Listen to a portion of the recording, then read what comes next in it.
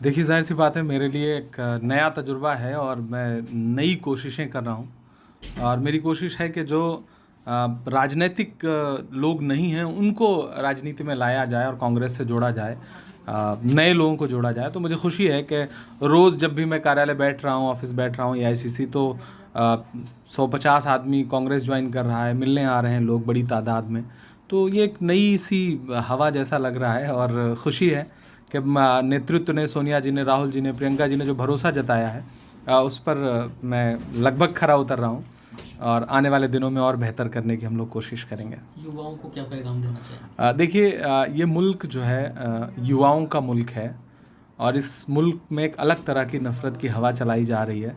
आप देख रहे हैं जिस तरह असम में पुलिस सीधे सीनों पे गोलियां मार रही है, या फिर दूसरे दिन दिल्ली में रोहिणी कोर्ट में, दिल्ली जैसी जगह में, देश की राजधानी में जिस तरह की घटनाएं घट रही हैं, वो ये साबित कर रहा है कि देश जो है नफ़रत के मुहाने पर खड़ा है। देश फांसीवादी ताकतों के हाथ में है, इसे आज़ाद कराइए। आप किसी भी दल से ताल्लुक़ रखते हो, किसी भी विचारधारा से ताल्लुक़ रखते हो, देश रहेगा, देश में खूबसूरत माहौल रहेगा, तभी आप भी आगे बढ़ पाएंगे। तो इसलिए देश को नफ़रत वाली ताकतों से आज़ाद कराइए, और देश को कांग्रेस के अलावा कोई आगे लेके नहीं चल सकता। इस बात को समझना पड़ेगा। मैं सुल्तानपुर से आया हूँ। पार्टी ज्वाइन करने का मतलब मकसद मेरा ये है कि कुछ कर सकूँ मैं अपने गांव के लिए, अपने सुल्तानपुर ज़िले के लिए। मुझे कुछ भी किसी भी तरीके से मुझे काम मतलब कि कोई परेशानी हो गांव वालों को, या फिर हमारे ज़िले किसी कोई परेशानी हो, मैं उसको हल कर सकूँ। मैं मतलब सबकी मदद करूं, मेरे बस ये है। अभी किस तरीके से आप काम करते रहे? मैं 4 साल से गांव में था, प्रधान लड़ रहा था मैं अपने गांव समाज से। तो वहाँ पे जो है मैंने बहुत सारी कामें की हैं। लाइटें लगवाई गांव में, अपने पूरे हर एक खंभे में लाइटें लगवाई हैं, नाली बनवाए, खरंजे बनवाए हैं मैंने, और बहुत सारे गरीबों की मदद करी है मैंने। मेरा गाँव पूरा जानता, मेरे जितने अड़ोस पड़ोस के गाँव हैं सब अच्छी तरह में जानते हैं, पहचानते भी हैं। मेरा नाम भी इमरान है, हर कोई अच्छी तरह जानता है। बाबा भीमराव साहब की मैं अम्बेडकर साहब की मूर्ति भी ले आया, उसे भी बैठवाया अपने गांव में। बहुत लोगों ने वादे करते थे आके, लेकिन मैं कुछ भी नहीं था, बगैर प्रधानी के सारे काम किए मैंने वहाँ पे। हमारे सदाब भाई है, उन्होंने कहा कि जो है आओ, कुछ नहीं कर रहे हो, प्रधानी तुम्हारी 80 हो गई, कुछ नहीं कर पाए, आओ इमरान साहब से मिलवाएं, कांग्रेस ज्वाइन करवाते हैं आपकी। तो भाई ने बुलाया, हम यहाँ पे आ गए कांग्रेस पार्टी ज्वाइन करने। देखते हैं इमरान भाई आएंगे हमारे यहाँ, सुल्तानपुर आएंगे, फिर उनको दिखाएंगे अपना क्षेत्र जो है, दिखाएंगे सुल्तानपुर, वो जो राय रखेंगे तो वह करेंगे उसमें। सबसे पहले मैं आज आपको ये बताना चाहता हूँ कि हमारे सुल्तानपुर के ये इमरान साहब हैं, और इमरान साहब आज दिल्ली आए ख़ास इमरान प्रतापगढ़ी साहब से मिलने के लिए। ऑल इंडिया चेयरमैन हमारे, और इमरान प्रतापगढ़ी साहब की सरपरस्ती में इमरान हमारे हम नाम हैं उनके, ये इन्होंने कांग्रेस ज्वाइन करी और कांग्रेस के लिए मजबूती से काम करने का वादा करा। और आप खुद देख रहे हैं कि जब से हमारे इमरान प्रतापगढ़ी साहब चेयरमैन बने हैं ऑल इंडिया, एक अलग ही हवा पैदा हो गई है हिंदुस्तान में।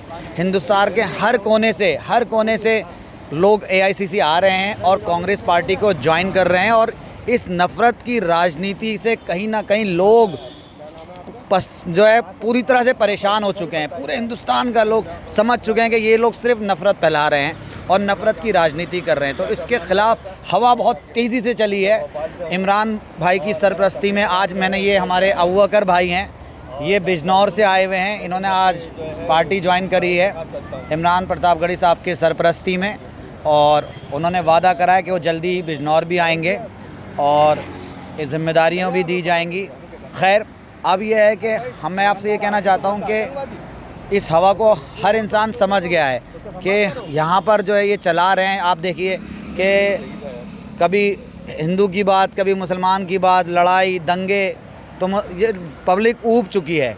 तो अब जो हवा है वो दोबारा से कांग्रेस की हवा है, और इसका रिज़ल्ट आपको 2022 में यूपी चुनाव में साफ तौर पे नज़र आएगा कि अब हिंदुस्तान में कांग्रेस दोबारा से सत्ता में आएगी और भाईचारा फिर से कायम होगा। देश की सरकार गरीब, दलित, शोषित वर्ग के लोगों के साथ में जो अन्याय कर रही है उसका आंकड़ा जो है शासन स्तर पे भी है और मीडिया भी बोल रही है कि हिंदुस्तान के अंदर में ये समाज जो है, यही समाज दलित समाज है, इसके ऊपर जो है जितना कुठाराघात हो रहा है, जितनी हत्याएँ हो रही हैं, उनको प्रताड़ित किया जा रहा है, ये बहुत ही मानव जाति के लिए बहुत कलंकित बात है ये।